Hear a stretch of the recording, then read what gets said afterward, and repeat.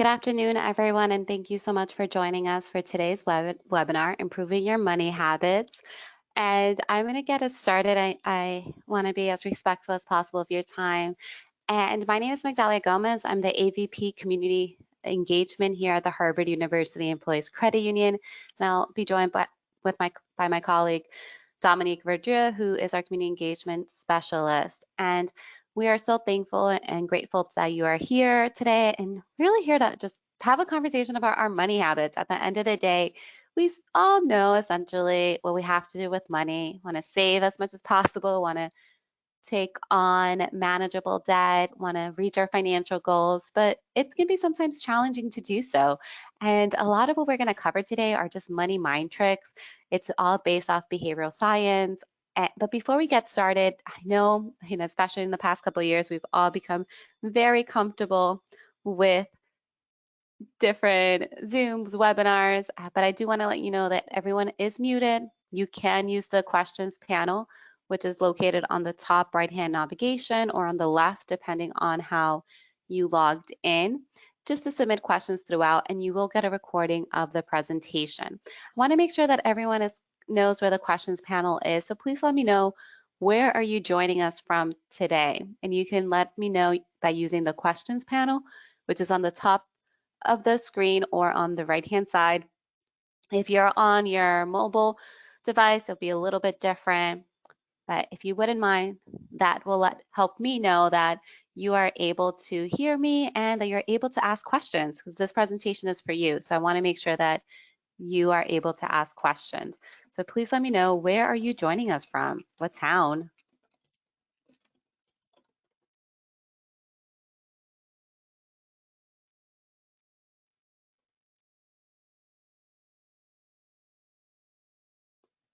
Okay, thank you. I see that I have a good amount of folks that are joining from Boston. I appreciate you taking the time. That lets me know that you can hear me and that you are able to ask questions. So today's presentation, we're going to focus on behavioral science. But before I get into that, I want to tell you very quickly a little bit about who we are at the Harvard University Employees Credit Union. We are a not-for-profit financial institution, so very similar to a bank in the sense that we offer the same types of products. We have checking accounts, credit cards, savings, mortgages, auto loans, boat loans, RV loans, you name it, we probably have it. The biggest difference, though, is that as a not-for-profit institution, the profit that we make, we're able to give it back to the community. We're able to give it back to our members in the form of lower rates on loans, higher rates on savings, and overall just better service. As an institution, we are extremely focused on the needs of our community, and all of you as employees of children are eligible for membership at the credit union. And once you're a member for life, even when you change employers. That is all that I will say about the credit union. But if you do have any additional questions, you can use that questions panel to let me know.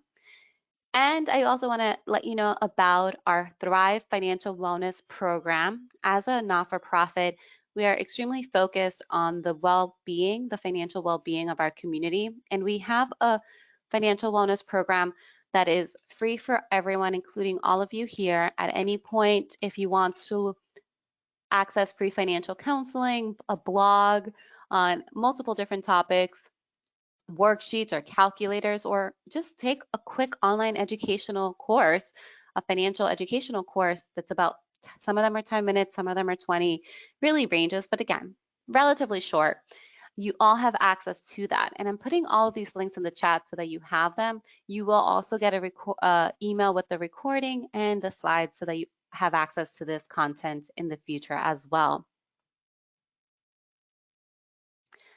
I started today talking a little bit about behavioral science and what we're going to cover, but I wanted to just take a moment to really give you some background. A lot of what we will be talking about today, the information was put together in collaboration with our partners, GreenPath Financial Wellness, and they are accredited credit counselors and also budgeting counselors. They provide counseling on federal student loans, and all of you have access to GreenPath through us at the credit union.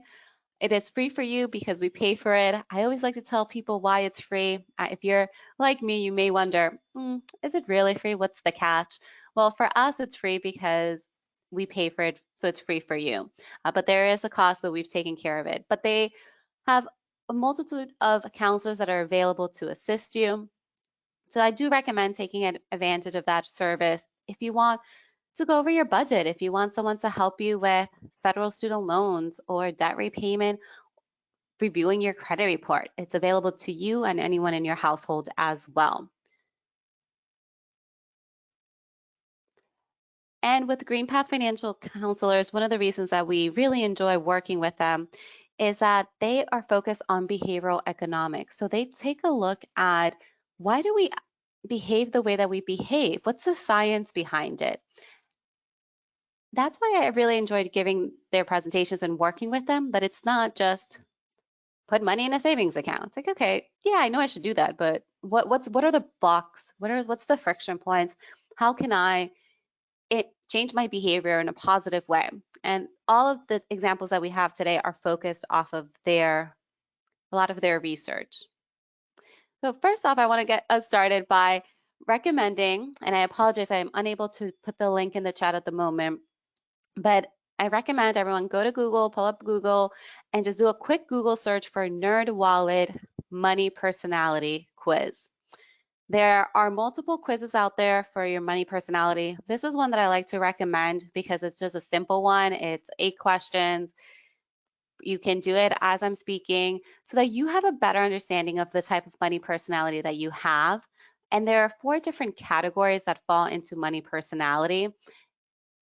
There are other types of money personalities, but this one, I like the simplicity of it.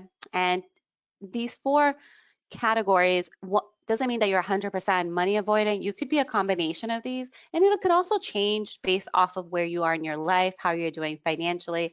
Other factors influence it.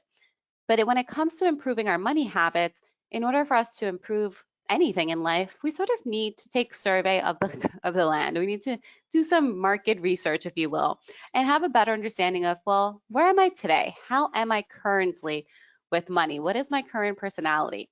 And then we can utilize that basis to then make improvements on our money habits. Now, when you take that money personality quiz, which again, you can just Google money personality quiz nerd wallet. When you take that quiz, which is based off of research from Dr. Klontz at Kansas State University, when you take that quiz, it's going to give you a breakdown of how money avoidant are you, how much emphasis do you put on money worship. There are no good or bad. I want to start off getting rid of any potential judgment. There's no judgment here, if you will, when it comes to these these personalities. There's no one is better than the other. It's just being aware of, well, this is who I am, and this is how I can utilize my personality to help me reach my financial goals. Someone who is money avoidant may not be as focused on some of their money goals or just money in general, their finances. If you're someone that tends to be money avoidant, and if you're not quite sure, again, take the quiz or also just think about it. Is there something that you have to do with your finances that you've been putting off? Maybe working on a budget, maybe researching refinancing rates, or applying for a loan, doing some debt consolidation, setting up a savings account. If there's something that you've been meaning to do with your finances but have just not quite gotten around to it, you may be a little money avoidant.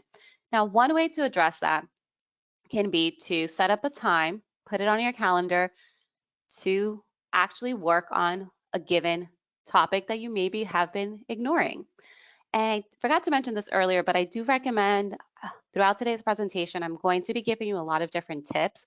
I hope you have a pen and paper, or if you are on your computer, maybe pull up a Word doc, or on your phone, a notepad, and just take notes and have a couple, by the end of the presentation, have a couple of tangible next steps for yourself. And throughout the presentation, I will say, oh, this could be a good next step. But really, it's ultimately up to you to decide. So if you are someone who is money avoidant, your next step after today's session could be setting up a date to work on XYZ financial task as determined by you. Now, if someone is more focused on money worship, they will tend to believe that money will solve most problems. And as a result, if I don't have XYZ money, I can't fix that problem. So for example, I may have, you know what, I have a lot of credit card debt. I can't do anything about it. I just, I need more money to take care of that.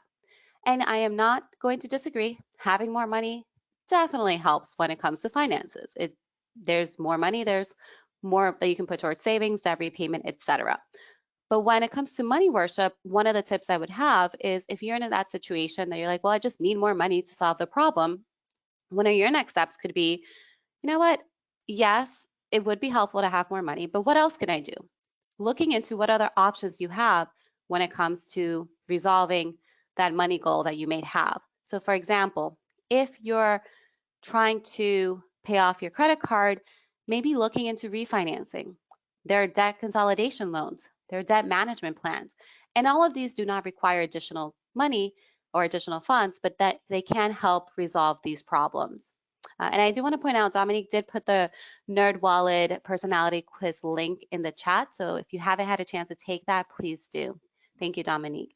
And then for someone who focuses more on money status, they may equate their worth based off how much money they have in their accounts. And I want to overemphasize that our worth is not tied to money, but I can understand how sometimes we may feel that way. So for someone who is more focused on money status, one recommendation could be for them to not look at when shopping or when making a purchase, trying to possibly avoid maybe the more expensive status items or luxury items if they're solely buying them for the status. There are times that, yes, the brand name ice cream will maybe taste better than the private brand or the store brand. But if it's certain purchases that does it really make a difference if I pay 3 or 4 times more? That could be a way to help save money when it comes to money status. And then with money vigilance, a lot of times people see this one and think, you know what, it's a good thing to be money vigilant. I'm frugal, I'm focused on saving. Remember, none of these are good or bad. They're all different ways that we interact with money. Someone that's a money vigilant could be missing out on experiences because the emphasis is on saving. So for someone who is more money vigilant, one of the habits that they can create is budgeting for fun money, budgeting for entertainment, budgeting for enjoyment, putting money aside so that it, and I'm not saying still continue to save, of course, but put money aside to make sure that you're experiencing life, that you're having enjoyable moments and not missing out on life because the focus is too much on savings. Now, when it comes to our money personalities, there are many influences, a lot of it based on advertising, social media. A lot, especially the past couple of years, has been put on social media, and also could be our upbringing. And when we're thinking about improving money habits, shortly I'll talk about many more concrete examples, but I always want to go back to what is your money personality? How were we raised when it came to money? Were we in a household that was possibly extremely frugal, and maybe that impacted us to be the opposite? Maybe because we were brought up to be very frugal, we want to spend everything, or maybe because we were brought up to be frugal, we are extremely frugal and could be missing out on experiences, or maybe it was the opposite. It's important to take a moment to look at our financial background when it comes to our upbringing, and currently where we are, and really think about, where do I want to be financially? How would I define myself financially successfully?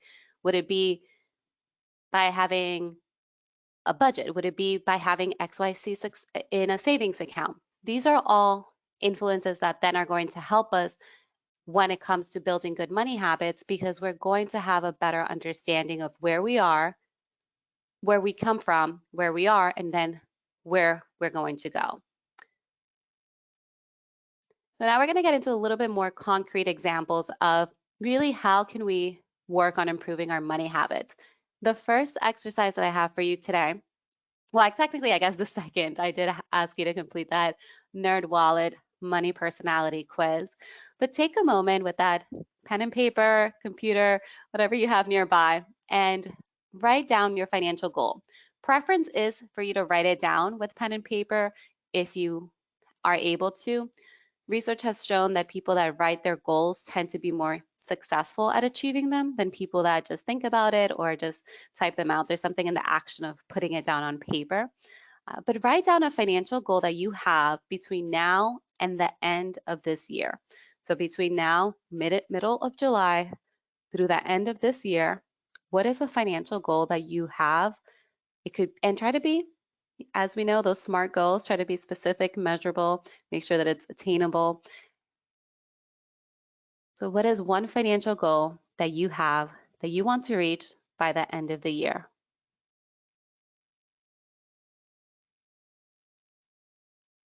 You will not have to share that financial goal with me or with anyone else here, but that financial goal is going to be important because as we're thinking of improving our money habits, well, why? Like, why am I trying to improve my money habits? What am I trying to achieve?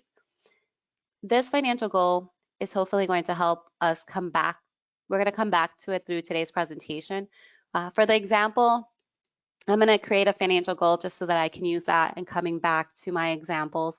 But I'm going to say that one of my financial goals is to save $2,000 for a vacation by the end of the year. And then I'll apply that example throughout the upcoming examples that we have. But for me, for this example, I'm saying that I want to save $2,000 by end of December for travel. So how can I then improve my money habits to try to reach that financial goals? Well, one of the things that I could do is pre-commitment. So I can decide ahead of time to do something that's going to help me achieve that goal. So in this case, one of the things that I could do is schedule time to work on my finances. And when it comes to my $2,000 travel goal, well, in order for me to save $2,000, that sounds great, but how am I going to do that? I'll need to go through my budget, calculate how much I need to save every couple of weeks or every month, depending on my cash flow. And in order to do so, I'm going to schedule some time on my calendar, put a reminder.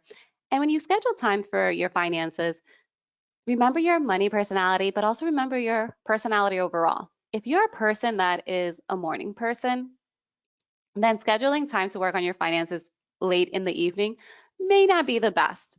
If you're someone who wakes up in the morning and you need a couple of cups of coffee to get yourself started, then don't schedule a money date with yourself for the first thing in the morning. Try to set yourself up to be successful, even in the small details of when am I scheduling this time.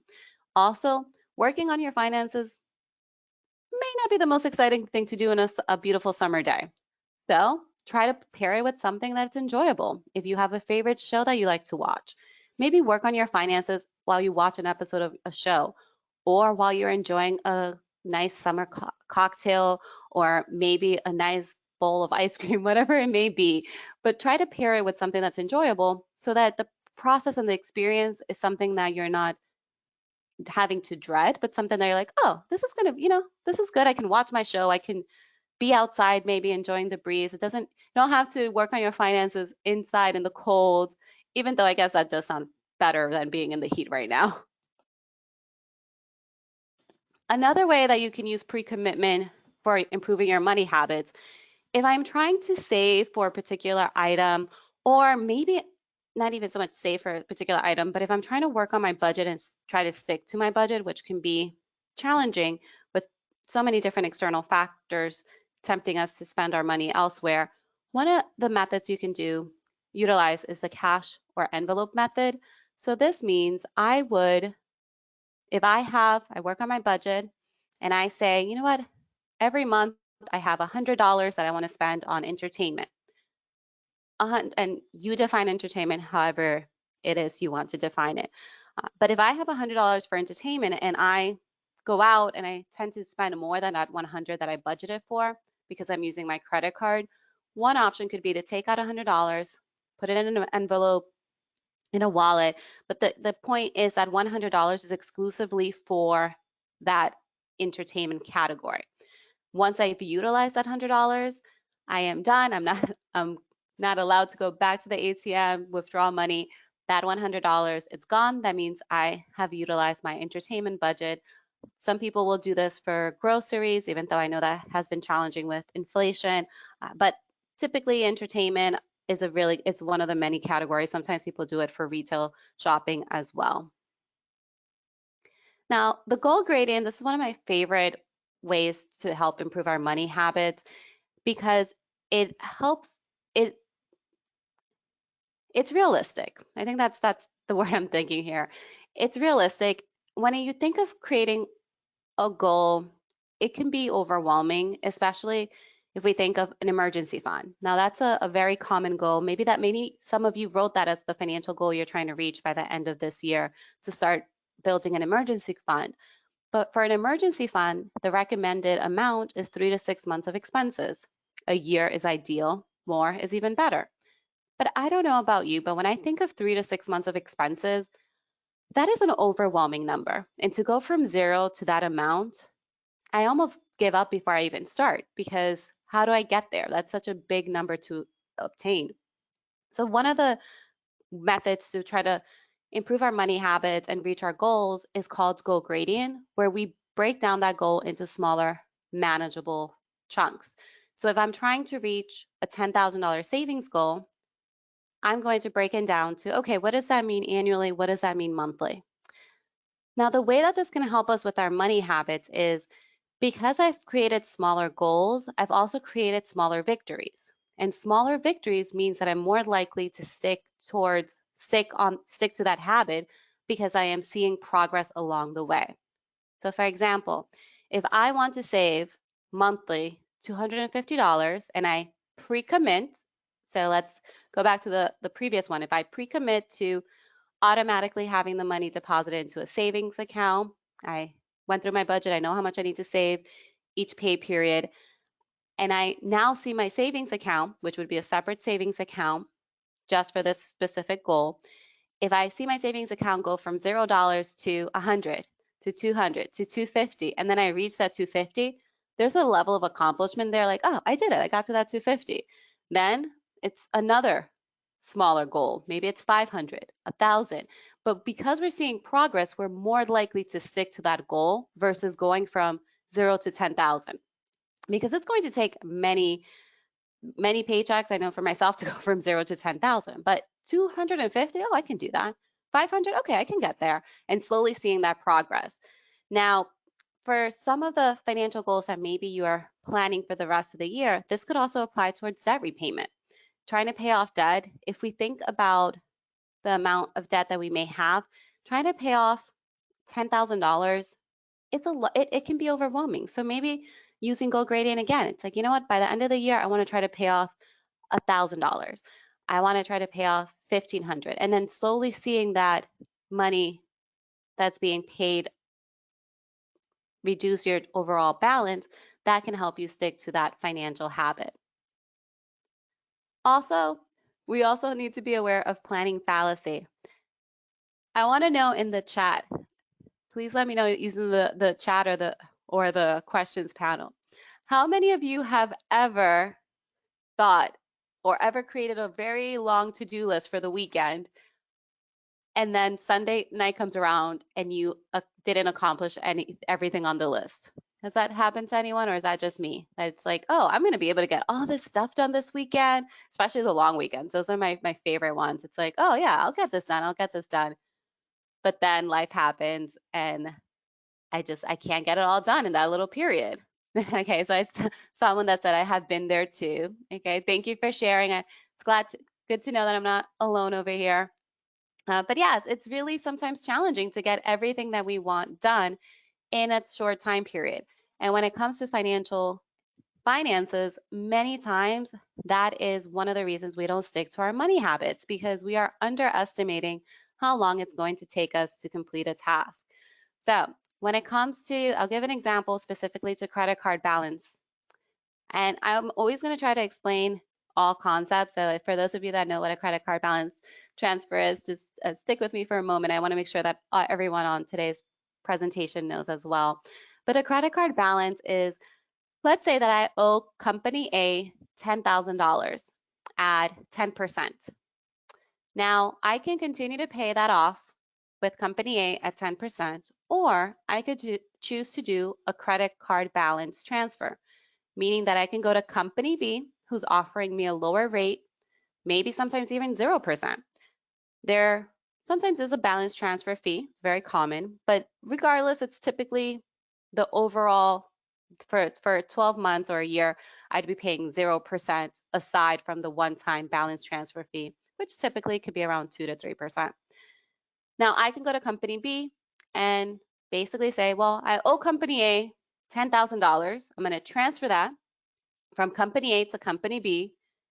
Company B pays off company A for me. I no longer owe company A $10,000 at 10%. I now owe company B $10,000 at 0%, and I paid my balance transfer fee separately. A lot of times, and this has happened to many of us, we say, oh, a year. I can totally pay that off in a year. I'll be able to get there, but then life happens. That planning fallacy. We think we're going to be able to pay it off in a year and we're unable to. So what are some things that we could do to sort of improve our money habits to be able to pay off that debt in a year or in whatever that time period is? Well, one of them is, and I actually like to start from the opposite order here, is not adding additional debt. So if you do a balance transfer, try not to utilize that credit card. Or if you do use it for one monthly transaction, such as a monthly subscription that you have. And that's it. Just set it up so it automatically maybe pays your Netflix account, your phone bill, whatever it may be, pays that one item and you pay it off in full in a month. Each month you pay that transaction. But additionally, calculate if I have a $10,000 balance, it's 0% for a year, what monthly payments do I have to make to pay off that balance within that 1 year so I can benefit from that 0%?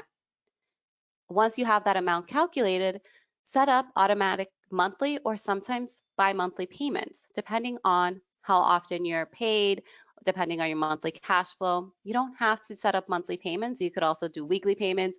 The key is the planning ahead of time and calculating how much do I need to pay every month. And even if you're not able to pay that full $10,000 in a year, even if you're able to pay 7, 5, 3, 4, whatever amount you're able to pay, the fact that you've been able to take advantage of that at that 0% is still going to put you in a better situation. And because you are automating the payments and you did the pre-work of calculating what those monthly payments need to be, you're more likely to stick to this habit because you've built it in. You've automated it, you've done the work up front, and that's what we like to do when it comes to our finances. That's why it's so important when we're saving for retirement to just set that up early and just have it.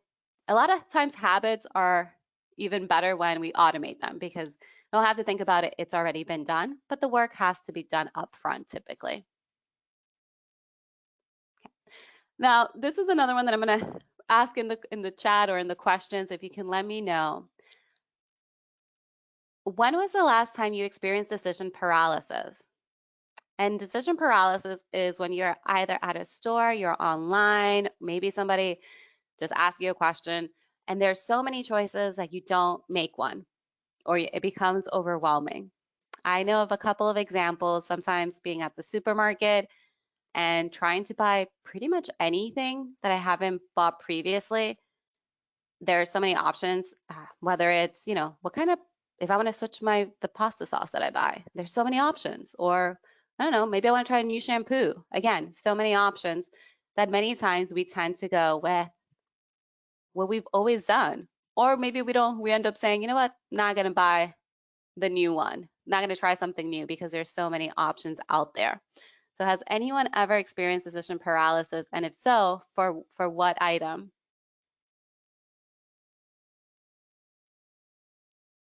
Okay. Oh, I saw someone said choosing a credit card. That's a really good one. Yeah, sometimes it's hard to choose a credit card because there's so many different options that are out there. Thank you for sharing that. And that's one of the pieces. It can make it very overwhelming to move forward with financial decisions when there are so many options. So one of the tools that we like to use at the credit union is through the Consumer Financial Protection Bureau. They have a financial well-being chart, and essentially it says that if someone is financially well, which is what we strive for everyone in our community to be, we want everyone to be financially healthy, they are going to have control over their day-to-day, month-to-month finances. They're going to have financial freedom to make the choices to enjoy life. They're going to be able to have the capacity to absorb a financial shock. They're on track to meet their financial goals. But how do we get there, and how does decision paralysis play into this? And how does this impact my habits? Well, these are pretty long phrases and terms to state relatively simple concepts. So for present security, control over my day-to-day, month-to-month finances, that's another way of saying having a budget. So for those of us that don't have a budget, or maybe we have a budget, but we're not quite utilizing there, one of the things that you can do is, going back to that list that I said at the beginning of today's presentation, put it on your list to actually work to create a budget. Maybe call GreenPath Financial Wellness. They can create a budget with you over the phone. Now, for the future security, capacity to absorb a financial shock, that is having emergency fund. So for those of us that don't have an emergency fund, one of the money habits that we can create is automatically saving money into an account that's designated for our emergency fund. Financial freedom to make choices to enjoy life. So this one's a little bit tied to budgeting, but also can be tied to credit as well. So for those of us that maybe don't know what our credit score is, that could be something that we can get in the habit of doing. Every 3 months, checking our credit report, or every 4 months checking our credit report. There are 3 major credit bureaus: Experian, Equifax, and TransUnion. And you can go to annualcreditreport.com. Again, that's annualcreditreport.com. And from there, you can pull your credit report once a year for free from each of the credit bureaus. And to make that a habit, one of the things that you can do is put a calendar reminder. And you can decide today to pull all 3 credit reports, or you can space them out. So pull one today, 4 months later, pull the other one, 4 months later, pull the other one. That brings you back to then a year, and you can continue to pull them every 4 months. Or you can decide to do them all at once today, and then you would just have to wait a year. But put that on the calendar. So it's not something you have to think about it. It's just, oh, this is the time of the year that I have to pull my Equifax. This is the time of year that I have to pull Experian, etc. And then on track to meet financial goals. For this one, for freedom of choice, this one means having a financial plan. And a financial plan doesn't have to be elaborate. It can be essentially what we did earlier today, which is putting down a financial goal. How can we meet a financial goal if we don't have one? And that goes back to putting time on the calendar, scheduling time to just go over your finances and periodically check to see how are you doing. And another benefit of GreenPath Financial Wellness is they can be your financial counselors. You can give them a call, you can explain your situation, and then you have access to that counselor as long as you need them. You can call them and they would be able to continuously help you. Another piece that comes into play when it comes to our finances is tunneling. Now, tunneling can negatively impact our money habits because it makes it so that we're only focused on the emergency. So if something breaks, let's say that we have our car breaks down or our phone breaks, something breaks. Right there in that moment, we are just focused on this broke, I need to get this fixed. And by doing so, we may not always make the best financial choices. So some ways to help prevent that financial tunneling is taking a moment and knowing what the timeline is. This I also like to pair with talking to someone. So if you are able to talk to someone, it could be a friend, it could be financial institution, it doesn't always have to be a professional, but just having the conversation with someone to be like, okay, my car broke down, my phone broke down, what options do you think I need to fix it now? Because sometimes having someone that's not going through the emergency can give perspective as to what could be the best way to resolve that. And then comparing multiple options. So for example, many times, and I used to work in financial aid, we would see families that maybe missed the tuition bill due date or just, thought they were going to have more time to pay for it. But the point being, the financial deadline came up, had to pay that tuition bill, and they went into tunneling. And by tunneling, they started sometimes pulling money out of savings accounts, retirement accounts, putting a pretty intense tuition bill on a credit card bill that they weren't going to be able to pay in full within the month. So they were going to pay a substantial amount on credit. And, I would have that conversation with them. It's like, we know you missed the deadline. Let's talk about timeline. Do you know that you could do a payment plan? Do you know that you can borrow a loan? So giving people more options and doing that research can then help you not make a more costly choice when it comes to an emergency that you may have at hand. Now, mental accounting is one that many of us may be experiencing right now, especially during the summer, is I think they're calling it travel revenge. I think I heard the other day on the news with, we can now travel. So a lot of people have been traveling and been spending more on vacations because, oh, I didn't get to go on vacation the last 2 years, so I'm going to spend more.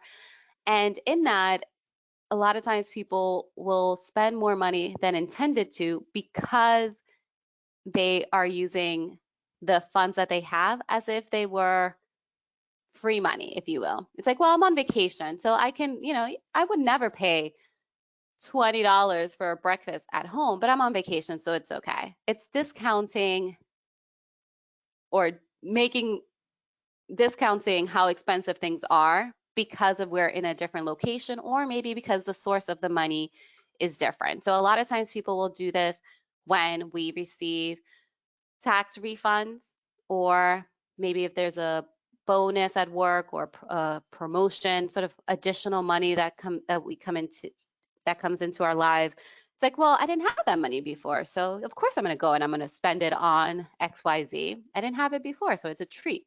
Now, I'm not saying don't enjoy some of this finances that you now came into, but having maybe mental shortcuts for unexpected money. So for example, let's go back to that financial goal that you mentioned that you wrote down earlier. In my example, I said I was trying to save $2,000 for travel. So what I could do is I can create this habit, and this is actually something that I have done where I decide, you know what, if I come into additional funds, I'm going to always save, you know, 50% of it, 30% will go towards debt repayment, and 20% will go towards fun.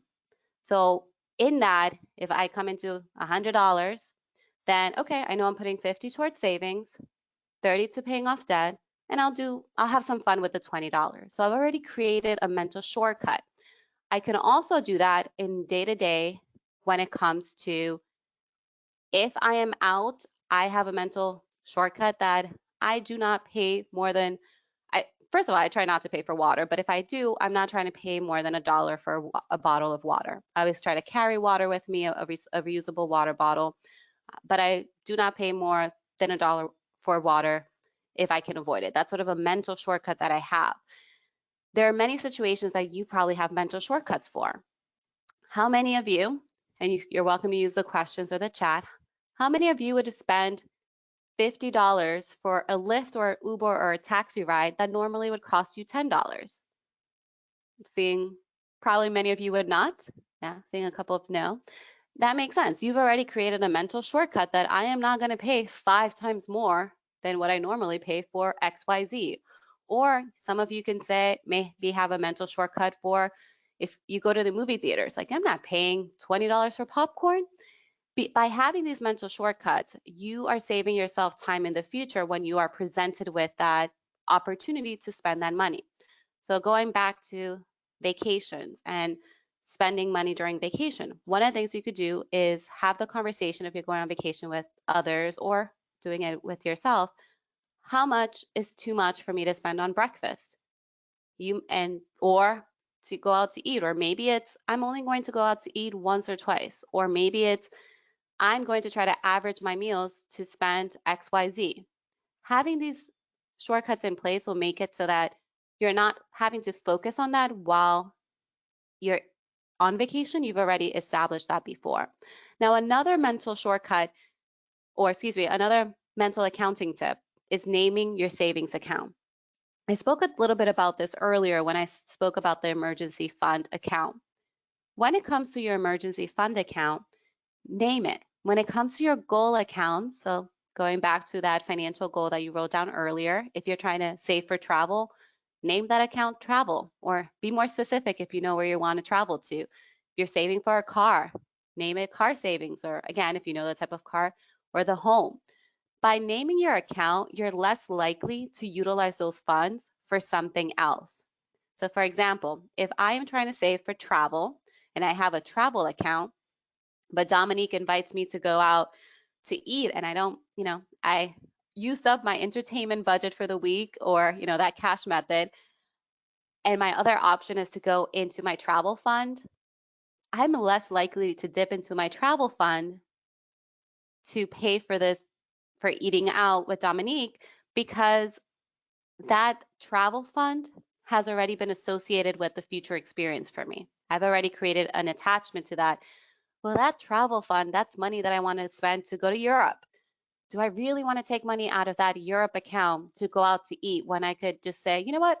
I brought my lunch, but I'll walk with you. Maybe we can go eat outside, or we can go eat together in the cafeteria. So there are ways to, by naming the account, create that connection with that account and therefore make it less likely that you'll utilize those funds for something else. When it comes to naming your savings accounts, many financial institutions offer this as an option. Check with your financial institution's online mobile app, or if not the mobile app, just online banking. You can see if you can rename them. You can usually put your own pictures. So there's a lot that you can do. Do keep in mind, not that it should matter, but do keep in mind that usually folks can see this. So we've seen some really fun names at the credit union, because our members have some fun savings accounts names, but just know somebody can usually see it on the back end. Not that it should matter, but yeah, when you have those clever names, somebody else may see it. Then scarcity. We experienced this a lot a couple of years ago with toilet paper. Um, Everybody, as we remember, could never find toilet paper. It was a big scarcity, big shortage, because everyone was fearing that we weren't going to have any. Now, when it comes to our money habits, one of the things that we could do is outsmarting our the marketing tactics to therefore stick to our budget or stick to our financial goal that we're trying to reach. Having a budget will always be helpful for this, because if you are able to have a budget or track your expenses, you'll have a better understanding of where am I spending money? Like what are the items that are keeping me from reaching my financial goals? Now, if you're someone who maybe earlier fell in a little bit on the money status category, are you spending your money on items? Maybe you're signed up for, and you don't have to be in the money status category by any means. I think most of us would fall into this, but are we signed up for many emails from different retailers that send us an email and say, it's on sale, must act now?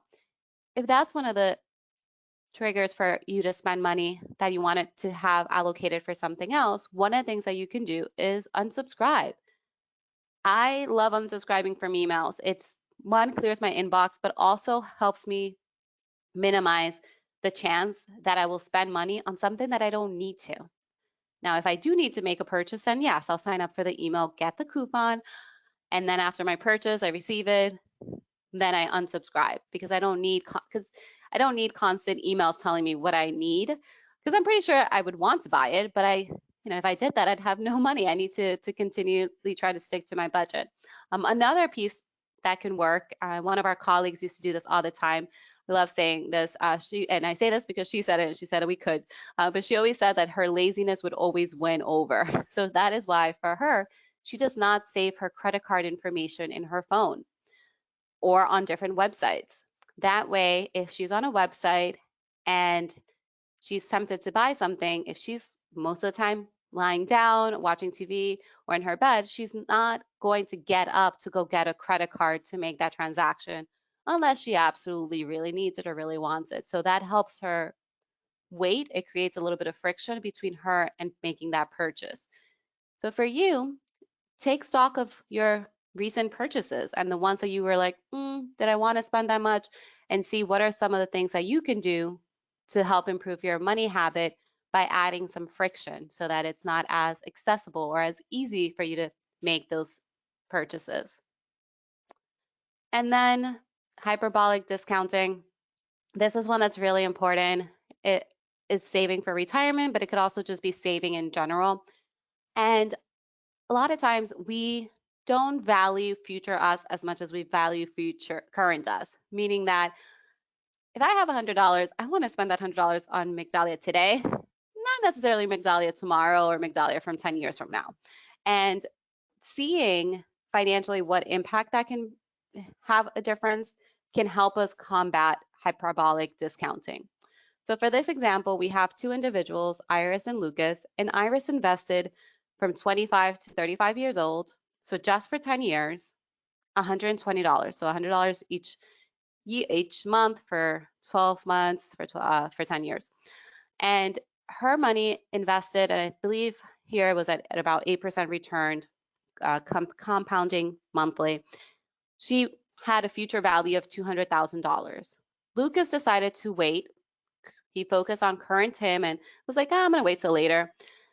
He saved more. He still did $100 monthly, but he did that for 30 years. He's technically saved more, but his value of his earnings is less because his money didn't have as much time to make him money. So for those of us that are perhaps not saving as much as we'd like for retirement or like, oh, I'll do it later, one of the tips to help create a better habit towards saving is setting up automatic savings for your retirement account, and as much as possible utilizing percentages instead of amounts. So maybe a percentage of your income. That way, when there's a promotion or an increase in raise, you don't have to go into the system to make a change. Like, oh, instead of $100, I'm going to save 120. If it's a percentage of your income, that will automatically apply. So that's one less item for you to have to worry about, and therefore making the habit of saving much more likely. Another recommendation is going onto a website. We have some on going on to a couple of calculators. We have some on our website, and just doing the math, just saying, well, what if I start saving today versus what if I start saving 2 years from now? How much could I potentially be losing? And I definitely know, I'm very aware that the markets are not doing so well today, but remember that the markets are not, investing is for the future. It's not always short term. And when you do have a balanced portfolio, if you are looking to retire at that point, your investments for the most part should be a little bit more conservative to help absorb any market down when the markets are down. And then I do want to point out, there's also, when it comes to our money habits, so we're going to go through the what the heck effect, which is basically sometimes losing motivation because we weren't as successful. So let's go back to that financial goal that you wrote at the beginning of today's presentation. Maybe, for my example, my financial goal is I want to save $2,000 for travel by the end of the year, but maybe I don't get to that 2,000. Maybe I only get to 1,500. Some of us may be like, oh, I failed, I didn't get there. That's one way of looking at it. Or I could just shift and say, you know what, I did not get to that 2,000, but I was able to save 1,500. Had I never written down the financial goal, had I never worked on my budget, set up automatic savings, renamed my savings account to travel, I wouldn't have done any of this.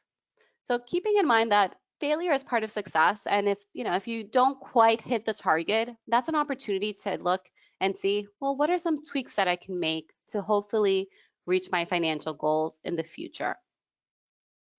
Now I have a couple of next steps, but before I go into those next steps, I know that Wendy is joining us, and I'm not sure, Wendy, if you wanted to share a couple of additional resources that you had with folks that are on today.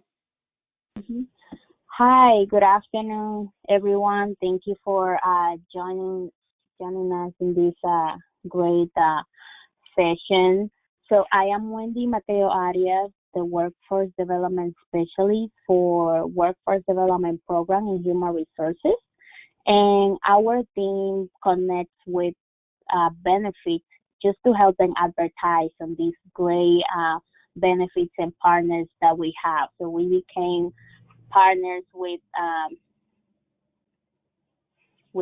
this Harvard University Employees Credit Union to provide these financial sessions and a little bit more of what they offer for all of us. And the focus of this is just trying to help our employees in the well-being of us and children, not just on the work side, but also our financial, like is one of these ones, and this is part of our well-being programs.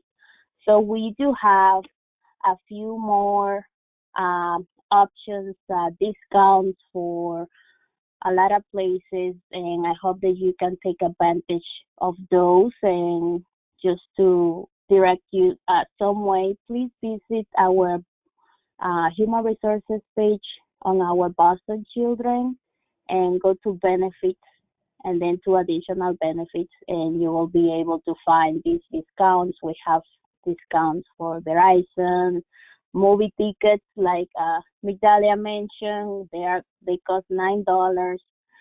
So I just went to the movies actually last week since it's been a while. So those are a few things that can save us money, and we just think, okay, maybe saving $5 is nothing, but saving maybe $5 every week by monthly is $20, and then multiplying that by a yearly, you can actually see the difference there. So I welcome you to. We have some other sessions for the rest of the year. I welcome you to join them if you are interested. I am going to put the link for the main page that have the sessions that are coming up, the ones that we have provided in the past, because they are all recorded. So if you miss it, you are very welcome to see the recordings. And if you want any additional support and help with our colleagues here, you can reach out for a better guidance on any of the financial areas of your life that you might need help. So thank you very much, Natalia, Dominic, and thank you all for joining. Thank you so much, Wendy, for those great resources. And yes, every little bit counts. I always tell people it's like if I can save $2 to $3 on a movie ticket or anything else, well, that's $2 or $3 that I can spend towards something I would rather spend the money on. And if you ever save too much money, you are more than welcome to email me or call me and say, Migdalia, I'm mad. I saved too much money. I'm sure we can chat about some ways to spend it, but I've yet to hear someone say, oh, I saved so much. I don't know what else to do with it. So it's not a bad place to strive for. And thank you. I'm going to put this in the chat. Wendy just put it in, and I'll share with everyone where you can see the additional workshops that we have scheduled, and you can also see the recordings of the ones that have already happened. So we did student loan repayment, money management for elders and their caregivers, home buying, credit report, and debt repayment. Those are some of our past sessions. Now, very quick next steps. And while I go through this, I am going to put in the chat a link to our survey. Please take a moment to complete our survey. We review the information with Wendy. It helps us determine what topics to bring. So let us know, what are you interested in learning? How can we improve? We are here to help you. And if there's something that I could do to be better, I will gladly do that. So please, the survey is in the chat. Let us know how we can improve. But now your next step. So hopefully you took that list and you have that list of next steps. You took the money personality quiz, you know a little bit more about your money personality. But I really want to focus on the last one. Choose one or two items off of your list to work on in the next week. So by next Friday, I'll even give you an extra day. By next Friday, what is one thing that you can accomplish, one thing that you can do? I'm going to ask you if you are comfortable sharing, please put it in the questions or in the chat. Let us know what is one behavior that you're going to work on in the next 7 days. I will not say Dominique will work on this, Wendy will work on this. No need. I'm not going to call people out individually. It's just always nice to see what people are working on for the next 7 days. So if you wouldn't mind putting that in the chat. And as you do that, I want to remind you about GreenPath. They provide free financial counseling to you and those in your household, whether it's budget, credit counseling, you're more than welcome to reach out to them. And I did already put the link in the chat for the survey. Thank you for those that have completed it. If not, please take a moment to complete it. Always do have to provide a quick disclaimer. This is educational in nature, should not be construed as legal, tax, or investing advice. I hope that you follow us on our social media channels, that you stay connected with us, and I hope to see you at future presentations. I am looking at what some people included. So someone said they're going to work on schedule a date to look at credit balance offers. Thank you for sharing. Someone said, going to rename my savings account. Thank you for sharing that as well. So best of luck to everyone with your task for the next week. We are here to help, so please follow us. We're on all social media channels at MyHBCU, and you can also give us a call, or if you're interested in learning more about becoming a member, you can visit us at hbcu.org. I hope everyone has a wonderful rest of the day and wonderful weekend. Thank you so much for joining us today.